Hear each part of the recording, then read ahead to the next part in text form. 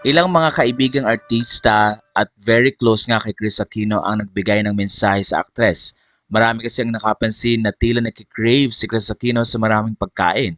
At alam din ng mga fans na very limited lang ang pwedeng i-consume ni Chris Aquino na food dahil pwede nga makaapekto ito sa kanyang mga allergies at pwedeng malagay sa alanganin ng kanyang kalusugan.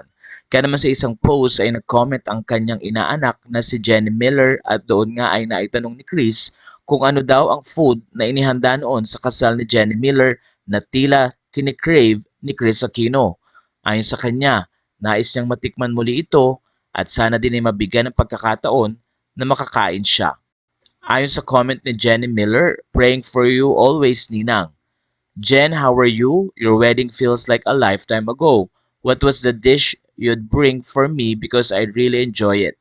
I remember it was served in the same type of container as leche plan. Sumagot naman si Jenny Miller at sinabi ang pangalan ng nasabing pagkain. It is called Hardinera Ninang. If only I could bring you some and if your doctor will allow you to eat that.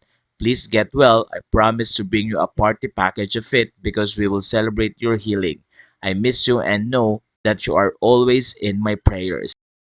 Sa comment din ay makikita ang sinabi ni Pokwang na pangako niyang ipagluluto si Chris Aquino kung ito ay makakauwi na nga ng Pilipinas at pangako din niya na aasikasuhin niya si Chris para lalong gumaling.